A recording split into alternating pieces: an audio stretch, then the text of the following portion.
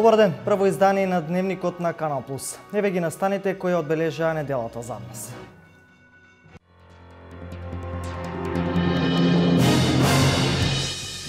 Поченик ќе добие колектор и пречистителна станица за отпадни води. Целта е да се подобри квалитетот на водата во река Брегалница.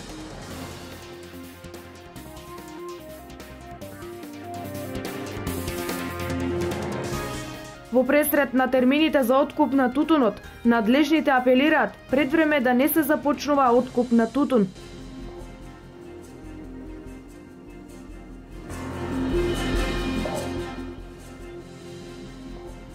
Утре во Виница почнува Виница Веритас, фестивал на хуморот, чија програма и годинава привлекува бројна публика.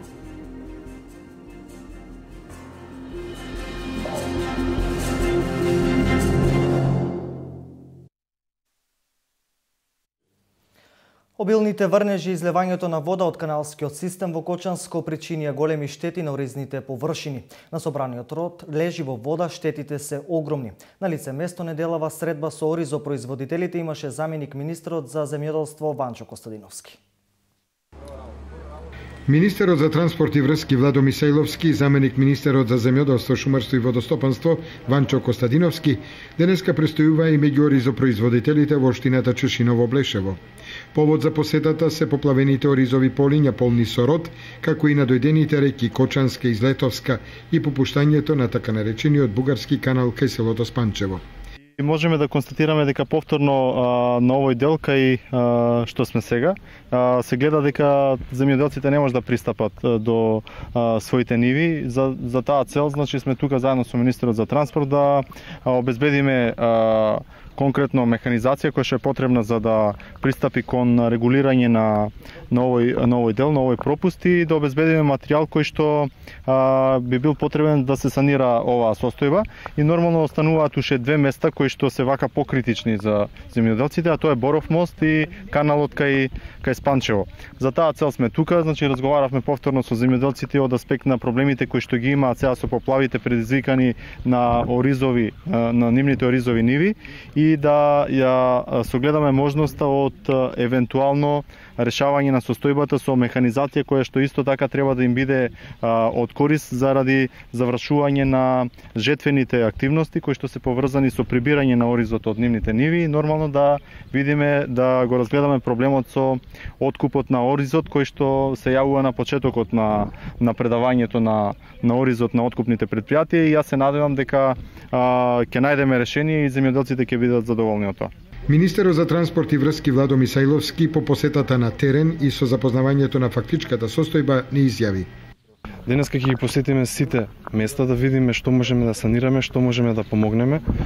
Јас со заменик министерот ќе гледам да обезбедам дополнителна механизација за потребите на земјоделците. Благодарност до сите граѓани што дојдоа денеска да разговараме, да видиме што се критичните места и очекувам дека во овој ден ќе најдеме дополнителна механизација да им помогнеме на луѓето, бидејќи во наредниот период следат и нови врнежи. Иако ние како влада доделивме нафта за сите општини во Република Македонија, станува збор за преку 700.000 литри нафта. Веќе општината ги има добиено нафтата и веднаш почнале со работа, но мораме поагилни да бидеме за да бидеме спремни за следниот период. Градоначалникот на општина Чешиново-Блешево Костадин Личков, кој ги придружуваше министерот Мисајловски и заменик министерот Костадиновски на терен, истакна дека најкритична е состојбата со пукањето на бугарскиот канал кај Спанчево и излијаните Кочанска река во Облешевско и Злетовска река кај селото Ларци. Во општината Чешиново-Блешево деновиве што ја зафати дождот имаме на повеќе места критични, вклучително од самото Банско поле, значи Облешевско поле, Чешиновско, Теренско и Уларско поле. Како што каже министерот, веќе имаме пукање на одводниот канал кај село Спанчево, веќе имаме изливање на Кочанска река, на дел од Уларци кај Злетовска река имаме изливање, значи веќе оризовите површини се под вода и самите земјоделци со нетрпение чекат да се истече водата и на некој начин да се соберат берикетот. Со ова излавање на министрите на самиот терен се надевам дека во најбрз рок ќе излеземе на терен и ќе ги санираме сите потребни штети што ги имаме и се надевам дека земјоделците во најскоро време ќе почнат да се остваруваат жетвата и ќе завршат со жетвата да ја биде берикет на оваа година.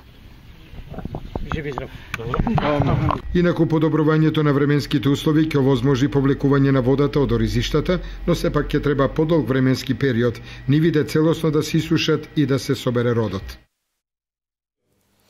Остануваме со земјоделие. Во пресрет на термините за откуп на тутунот, надлежните апелираат пред време да не се започнува откупот на тутун. Државниот инспекторат за земјоделство сака да упати една порака до сите тутунопроизводители, бидејќи е забележана илегална продажба на тутун. Согласно законот, откуп на тутунот не може да почне пред 15 ноември, а најдоцна до 15 декември.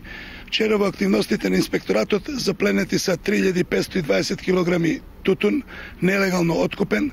Тој тутун е одземен и јасно кажувам дека нема да се дојде до саканата субвенција од тутунопроизводителите, бидејќи се предава на црн пазар.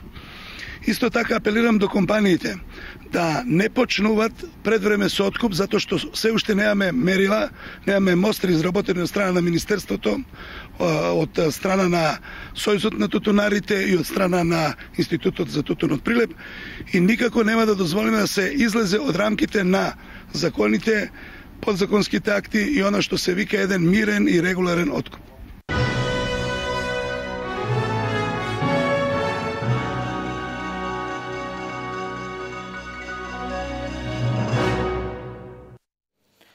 Кочани ќе добие колектор и пречистителна станица за отпадни води. Се работи за капитална швајцарска донација, која има за цел да го подобри квалитетот на водите во река Брегалница и екозаштита на водите во Брегалничкиот слив. Представници на општина Кочани, комуналното јавно предпријатие Водовод и консултатската компанија Ернест Васлер партнер од Швајцарија денеска во Кочани потпишаа договор за изградба на колекторски систем и пречистителна станица за градот Кочани. Купната вредност на овој проект е 23 милиони швајцарски франци, кои што ги пополнуваат трите партнери. Најголемиот дел е од страна на швајцарската агенција СЕКО, 21 милион швајцарски франци, додека 2 милиона евра се од страна на владата на Република Македонија и остатокот е од страна на нашето комунално јавно предпријатие Водовод и општината Кочани. Сакам да кажам дека овој проект е капитален за заштита на водите во целиот регион, значи не е ова проект кој што е само за општината Кочани, тоа е проект кој што значи заштита на водите на река Брегалница. Како инвеститори на овој проект, за нас од особена важност е што учествуваме во решавањето на проблемот со колекторскиот систем и пречистителната станица во Кочани. Сметам дека ќе придонесеме за заштита на животната средина по сливот на река Брегалница. Проектот за заштита на речниот слив на река Брегалница започна пред 4 години со средства од швајцарската влада и со компанијата СЕКО. Ова е најголемата инвестиција во делот на заштитата на животната средина добиена од швајцарската влада за нашата држава, истакна Сонја Лепиткова, државен секретар во Министерството за животна средина и просторно планирање. Следува подпишување на договор кој што до идната година како таков ќе се реализира за проект за управување, план за управување со сливот на реката Брегалница, во кој што има и поголем дел на инфраструктурни проекти кои ги опфаќаат сите општини во сливот на реката Брегалница, а денеска се потпишува договорот за најголемиот проект, како што кажа градоначалникот, во вредност од над 23 милиони швајцарски франци, а понатаму секако ќе следуваат и останати проекти. Се потпишаа договорите за Карвинци, Лозово, Облешево, Чешиново за инфраструктурни проекти од типот на пречистителни станици, секако со помал обем од Кочани, меѓутоа со исклучителна важност за овие општини. За директорот на комуналното јавно предпријатие Водовод од Кочани, Љупче Папазов, работите на овој значаен проект за општина Кочани може да започнат. Со денешниот чин заокружуваме една работа која започнавме во 2012 година со изработката на студијата од оправданоста за реализација на еден ваков капитален проект.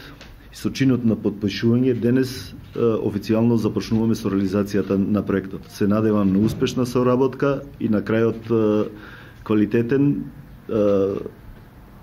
успешен проект завршен кој ќе ги дава долгорочно своите резултати. Изградбата на колекторскиот систем и пречистителната станица во Кочани имаат пошироко значење не само за општината, туку и за источниот регион.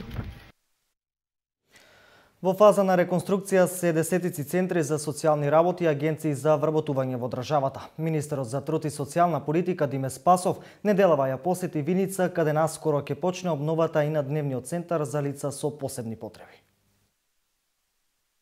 После 4 децении се прават првите зафати за реконструкција на просториите низ кои секојдневно поминуваат стотици лица кои бараат, но и наоѓаат работа.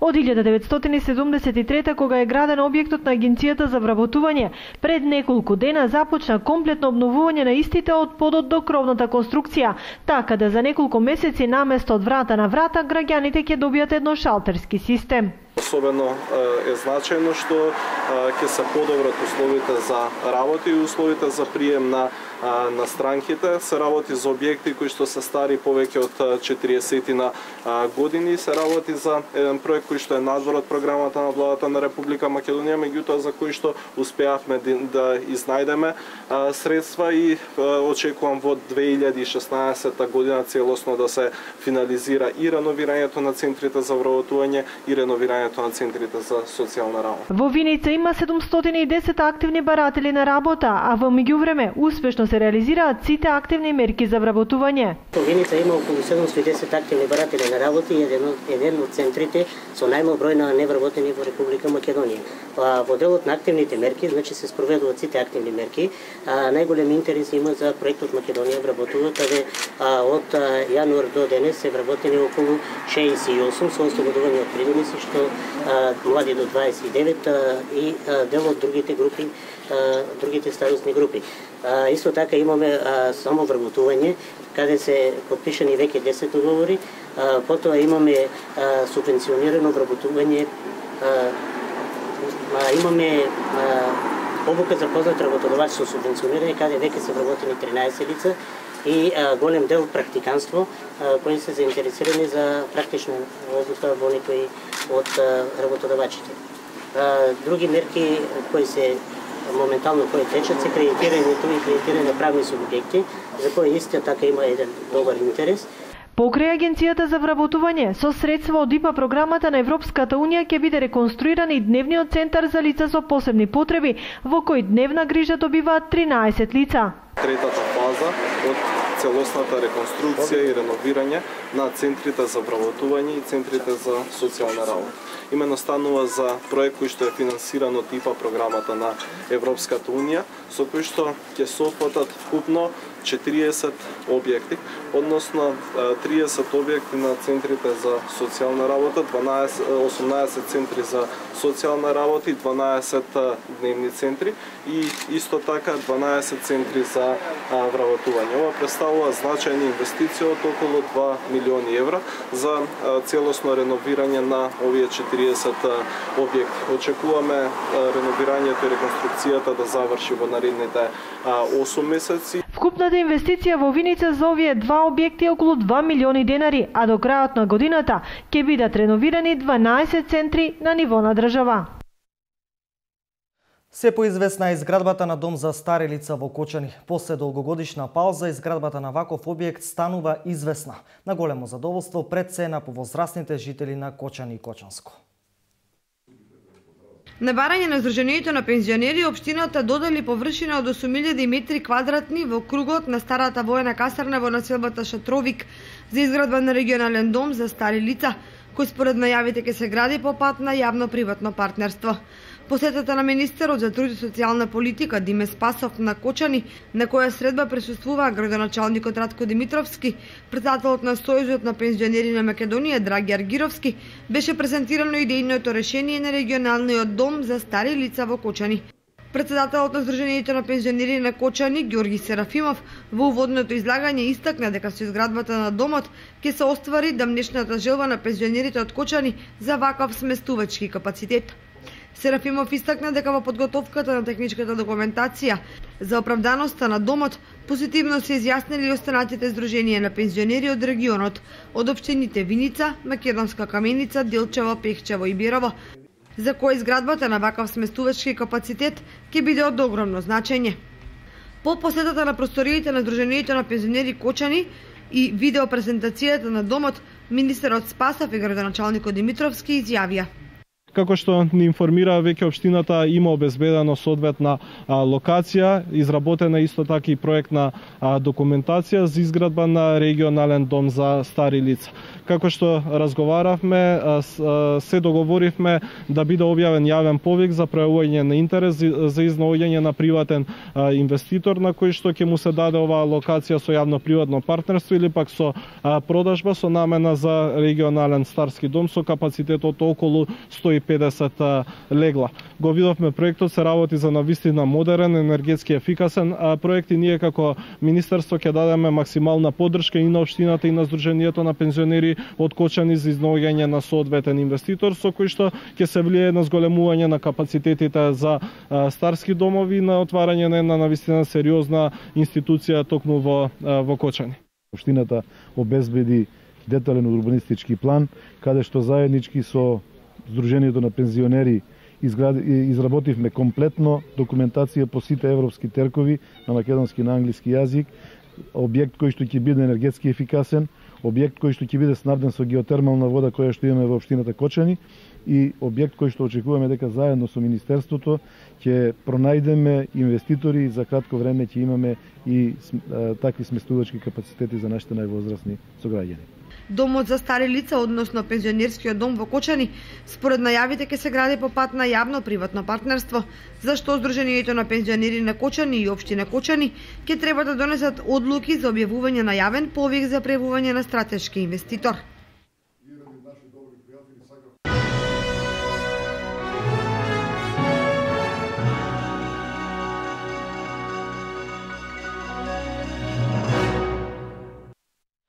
Истокот работи на зајакнување на туристичката понуда и развој на оваа стопанска гранка. Центарот за развој на Источниот плански регион избира 3 наиздржани проекти насочени кон развој на туризмот, кои финансиски ќе бидат поддржани од странските фондови.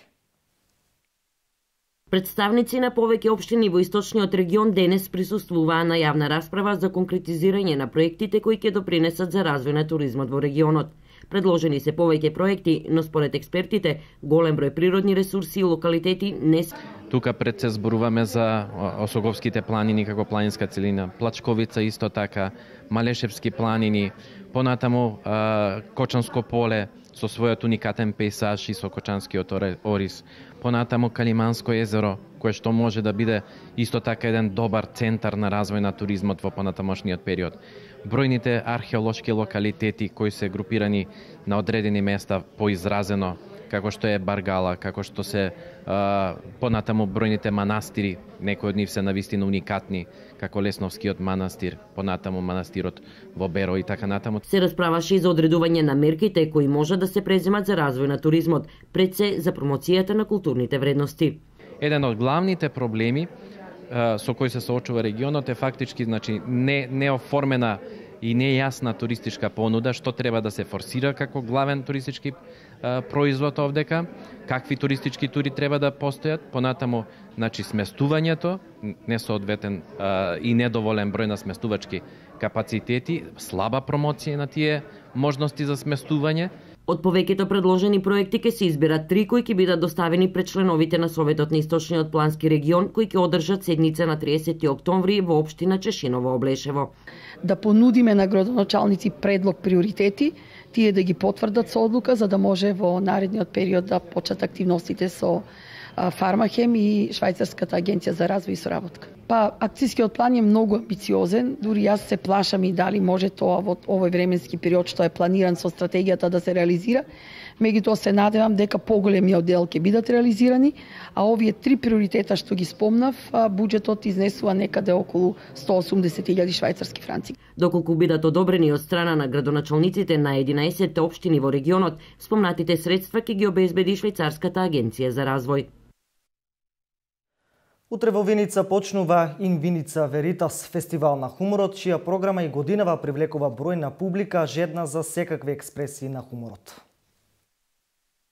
Следната недела од понеделник до петок, Виница ќе понуди вистинска антистрес терапија. Програмата на 7-то издание на фестивалот Ин Виница Веритас ќе прикаже 5 урнебесни комедии, кабаретски представи, духовни и шармантни приказни, посветени на мажите, но и на жените, во кои играат познати актерски имиња од Србија и од Македонија. На денешниот прес, организаторот на фестивалот и официјално го најави репертоарот кој годинава ќе абстинира од стендап комедиите. По завршувањето на овој академски дел ќе има една монодрама од Србија, Бојан Љубеновиќ.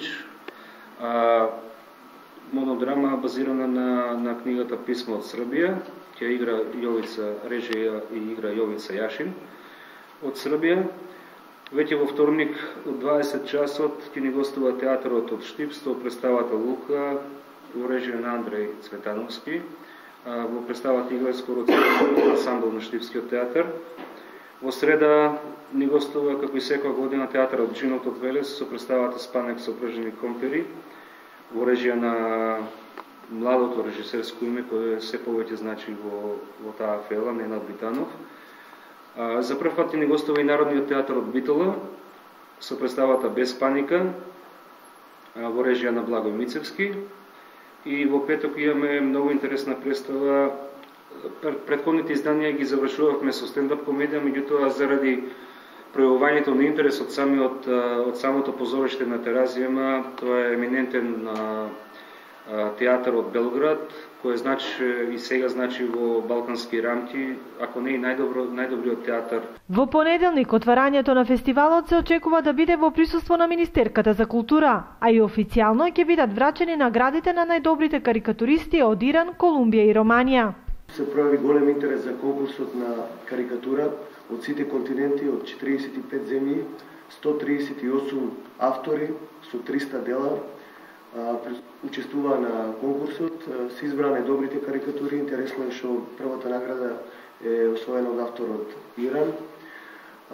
Понеделник со представата на Српскиот театар почнува фестивалот. Во продолжение следат неколку представи од македонските театри и една прекрасна можност виничани да преку хуморот и сатирата во овие 5 дена се дружат и се забавуваат. Користам можност да се заблагодарам на сите кои што придонесоа и беа донатори за да се реализира овој фестивал, на Министерството за култура, и за прв пат овој фестивал ќе го отвори Министерката за култура.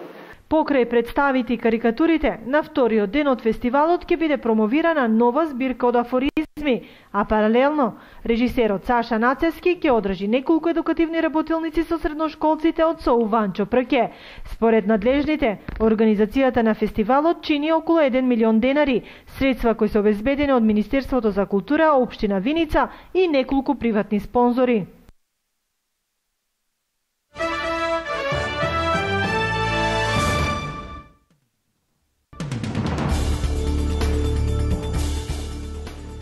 Полицијата од пристанишкиот албански град Драч открила лабораторија за преработка и пакување на марихуана.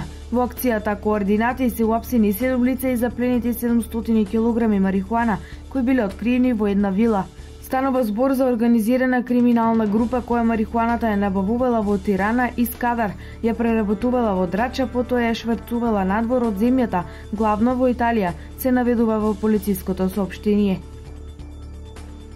Канаѓаните утре ќе излезат на 5 парламентарни избори во последниве 11 години, на кои се очекува неизвестна трка за победа меѓу владеачките конзервативци и опозицијските либерали. Но според анкетите на јавното мислење, децениската доминација на конзервативната и на либералната партија на овие избори ќе помати социјалдемократската нова демократска партија, која веќе е етаблирана како трета политичка сила во земјата и може да земе пристоен дел од колачот при разделбата на претеничките места. Во такви услови, аналитичарите оценуваат дека независно од тоа кој ќе освои најмногу претенички места во долниот дом на федералниот парламент, Канада ќе влезе во период на управа на нестабилна малцинска влада. Северна Кореја ги отфрли новите преговори за својата нуклеарна програма, одбивајќи ги разговорите за ова прашање со Јужна Кореја и САД, и повика истовремено на мировен договор со својот јужен сосед. Севернокорејското Министерство за надворешни работи соопшти дека било какви преговори за нуклеарната програма на земјата не можат да се најдат на преговарачка маса, додека договорот потпишан на крајот од конфликтот меѓу двете Кореи во 1953 година не биде заменет со целосен и сеопфатен мировен договор.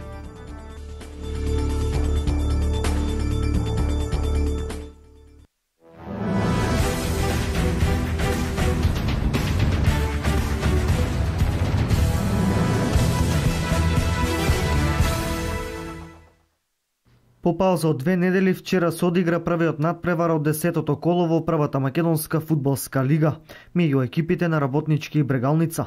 На арената Филип II во Скопје дербито заврши без погодок, по кој двете екипи мораа да се задоволат со по еден бод. Сега засега овие две екипи имаат по 11 поени, со тоа што Работнички има одиграно надпревар помалку. До сега Работнички има само една победа во сите досегашни надпревари. Веќе денес следуваат останатите надпревари од ова 10-то коло, и тоа: Младост Царев двор Шкендија, Шкупи Вардар, Силекс Металург и Ренова Турново.